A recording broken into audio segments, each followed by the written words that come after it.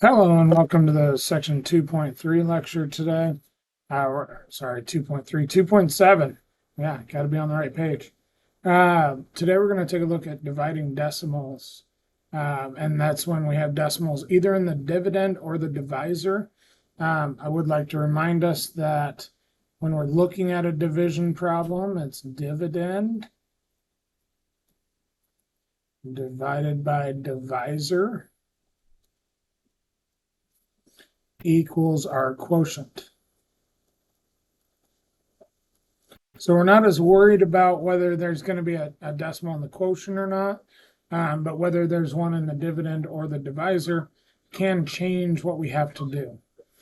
The first thing I want to look at, though, is the different types of decimals that can exist and that do exist.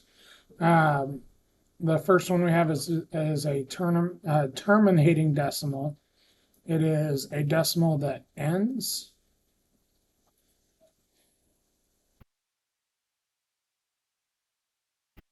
And for that, we might look at 0.12 or 0.25, or even numbers that do include a whole number like 3.75. It can have any number of decimals, so I might say like 1, 2, 3, 4, 5. We don't know where it's going to end, but it's going to end somewhere. Okay, that's the most important part there. The next one is a repeating decimal. That's a decimal whose final, I'm going to say digit or digits.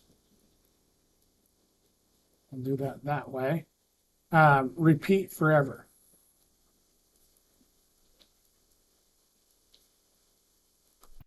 Okay, so whatever the decimal is, the last number that it has or last numbers that it has end up repeating forever. So something like, you might see it this way, 0.333 or 0.3 repeating. Okay, we note that it's repeating by putting a bar over the top of whatever ends up repeating. I mentioned before, one of my favorite ones is 0.142857 repeated. Okay, just to show you that it doesn't only have to be one digit that's repeated, it could be a string of digits that's repeated. This one actually comes from dividing 1 by 7. So if I look at 1/7, this would be the decimal equivalent to that. I could also have something else where maybe it doesn't repeat right off the bat. Maybe I have something like 0.56222222.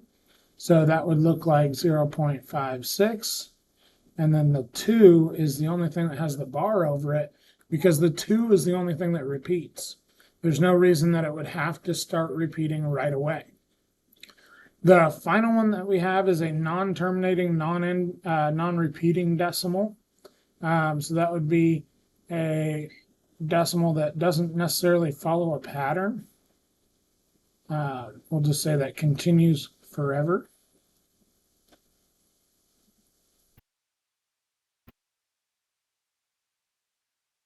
And we'll add in without repeating. So it doesn't repeat a pattern. It doesn't repeat a number, on and on forever. The most common one that we talk about is pi, which is approximately 3.1415, blah, blah, blah, right? It continues forever. It doesn't follow any pattern. There is a way to figure out what number comes next, but you've got to be able to do the math to figure that out, okay? Another kind of common one, really the next thing that we deal with that gets into those kinds of numbers are these square roots. So the square root of 2, or in other words, the number that when you multiply it by itself, it gives you 2, is somewhere around the 1.41 area, right? So 1.41 blah, blah, blah times 1.41 blah, blah, blah would give you 2. Okay. The first thing I want to look at is what do we do when we have a dividend in the a decimal and the dividend, or when my dividend is a decimal. That means the first one is a decimal. What we would end up doing is we would use long division.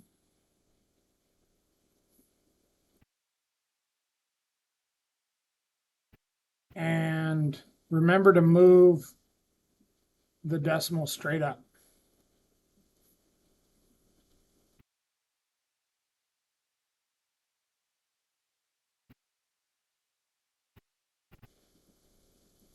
Okay, so when we're in our long division process, we'll move that decimal straight up into our quotient. So looking at this problem, I have 7.6 divided by 4. And then one thing that does help us with doing division is a list of multiples of our divisor. I have that ready for us. So a list of multiples of 4. And then I'm looking number by number. So looking at the 7, is there a number on my list that's smaller than or equal to 7? There is. There's 4. It's the first number in the list. And then we subtract and bring down.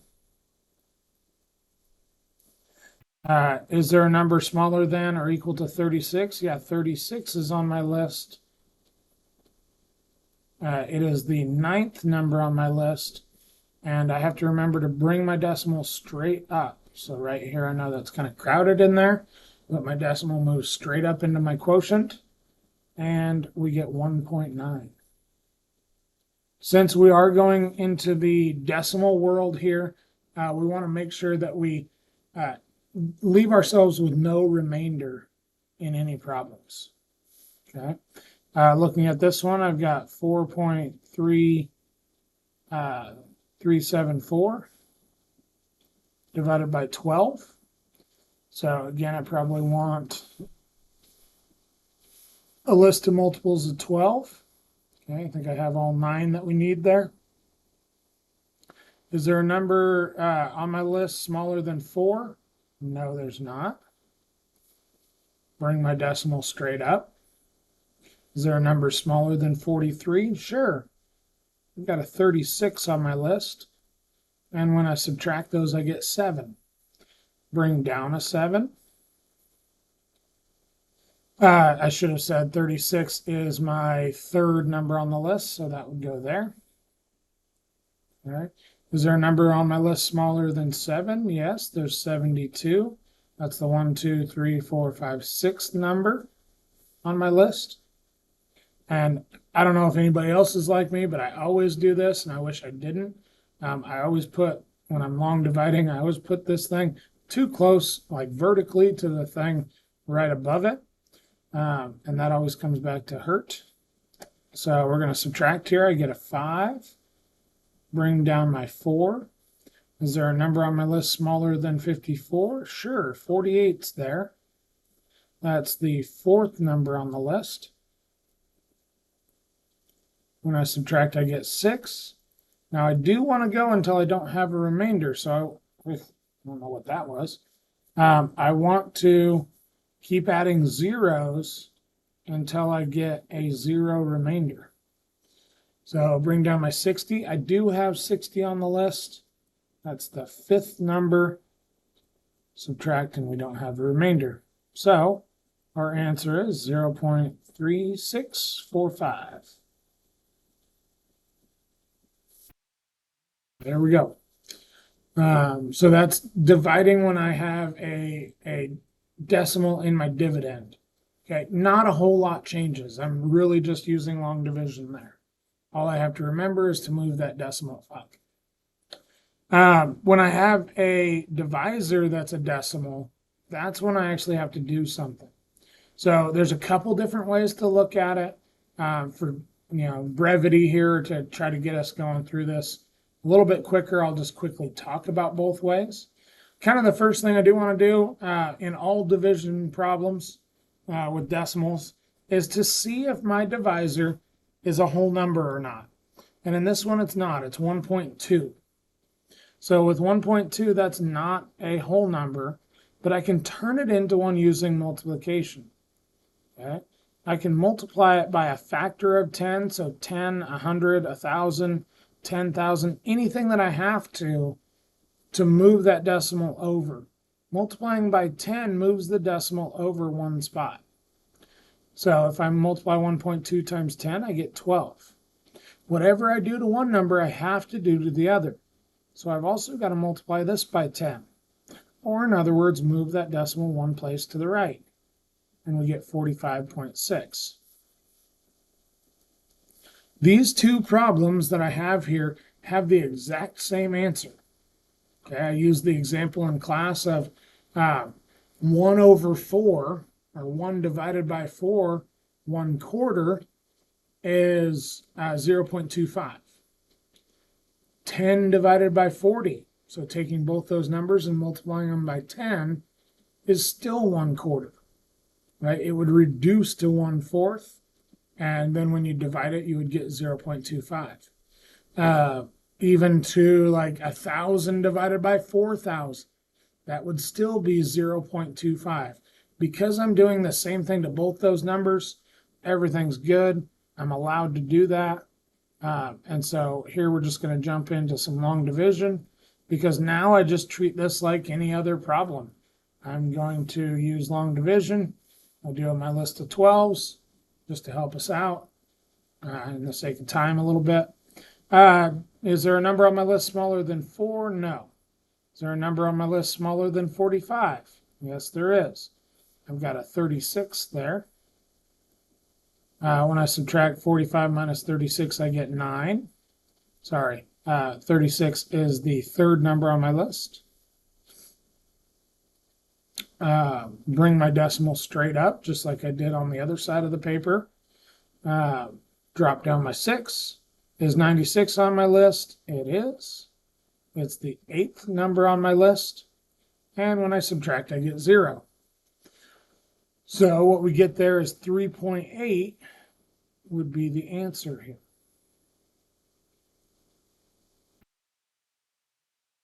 Now I will say that moving the decimal, how we did up here in the divisor and the dividend, is more about putting the decimal in the right spot in my quotient than it really has to do with anything else. That's kind of the biggest thing that it does, but it also makes it easier. I know multiples of 12 better than I know, better than I know multiples of 1.2. Okay, so that definitely helps out.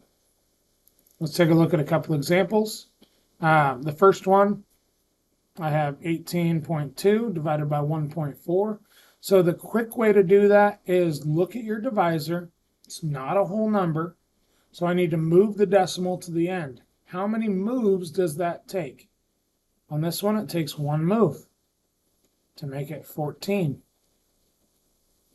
So on my dividend, I need to take one move to make it 182. Okay, I'm not just moving it to the end of both numbers. That was kind of more coincidence in that problem. So we're going to take 182 and divide it by 14.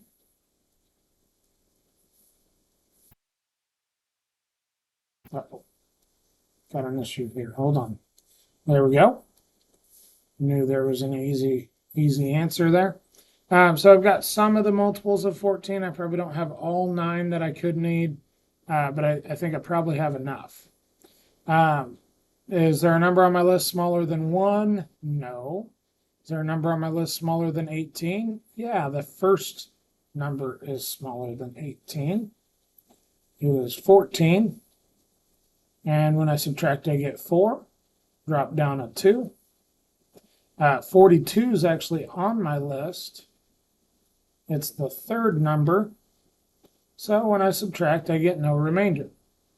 That means that if I do this division, 18.2 divided by 1.4 or 182 divided by 14, I get 13. Okay. Let's look at the next one. I'll jump over to a different color just to show some difference between the problems. The first thing I do, look at my divisor. It's not a whole number. Move the decimal until it is.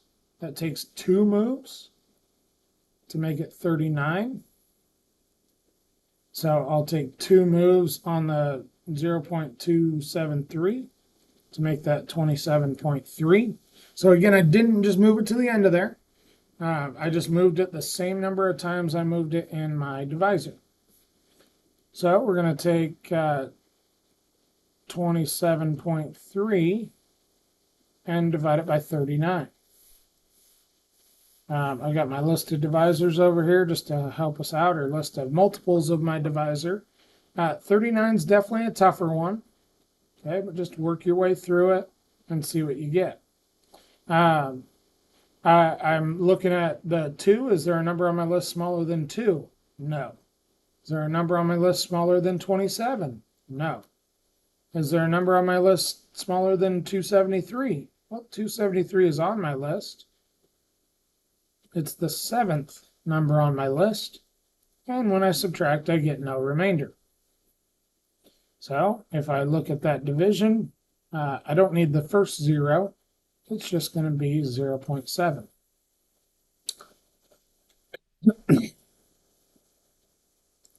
On my last one of these examples, I'm going to go the same way. I have to move the decimal 3 times to get it behind the 7. So I'll move it 3 times on the 245, 2.45. And it actually moves it 1 spot past where I have a number. So I do want to think about, I have to put a 0 in there. Okay, so it's 2,450 divided by 7. I will need my multiples of 7 here, just trying to make that go a little bit quicker. I always like it when my divisor is smaller, and it's typically easier to do. Is there a number on my list smaller than 2? No. Smaller than 24? Yeah, 21 is on there. That's the 3rd number on my list. Subtract and I get 3, bring down the 5. 35 is actually on my list. It's the 5th number. And when I subtract, I get 0. This brings up kind of a weird idea, but I need to follow my pattern, drop down a 0. Is there a number on my list smaller than 0? No, there's not. So I do need to put a 0 there. And 0 times 7 would be 0. I still have 0 as a remainder, but it is important that we don't think this is 35. It has to be 350. And that's a little bit tougher. Okay. Let's move right along into our application problem. Taking a look at a roller coaster. It says that the track of a roller coaster is 1.265 miles long.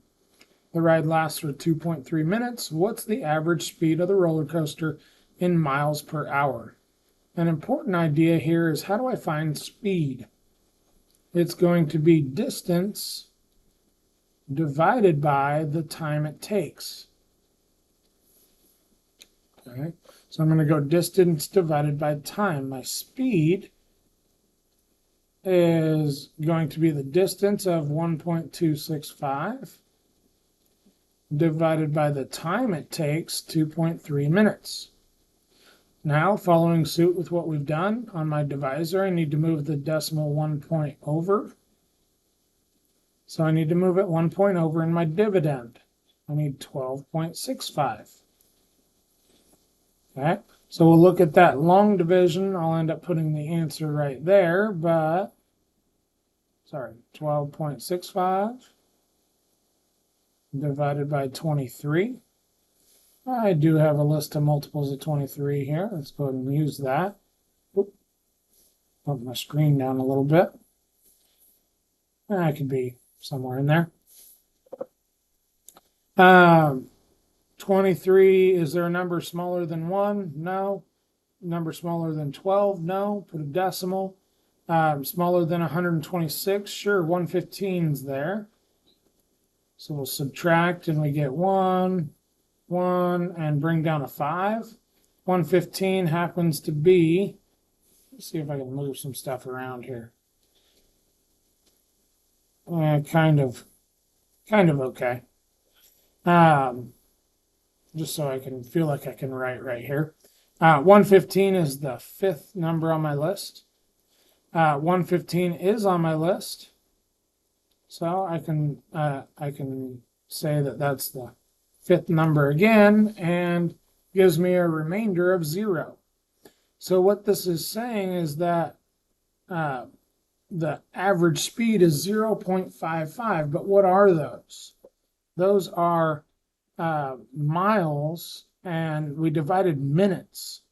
So those were miles per minute. This problem wants our response in miles per hour. So if we look at that a little bit differently, I'm going to say 0.55 miles in 1 minute. And I want to multiply that by a really weird looking 1. Okay, this weird looking 1 happens to relate minutes to hours, in that there's 60 minutes in 1 hour. Okay. And the reason I put it in this way, the other way to do it would be put 1 hour on the top and 60 minutes on the bottom. But what I did was I put minutes on the diagonal so they would cross out. I wanted to end with hours. So what we need to do here is take our 0.55 miles and multiply it by 60. So let's look at some decimal multiplication here. 0 times 5 is 0, 0 times 5 is 0, 0 times 0 is 0, placeholder 0, 6 times 5 is 30, 6 times 5 is 30 plus 3 is 33, and 6 times 0 is 0 plus 3 is 3. So I get, I'm going to scoot it down a little bit, sort of 3,300. But my problem has 2 decimal places, so I need 2 decimal places in my answer. I'm going to get 33.00. I don't really need that, and that would be miles per hour. Hopefully that helps. Let me know if you have any questions. Otherwise, have a great day, and we will see you in class.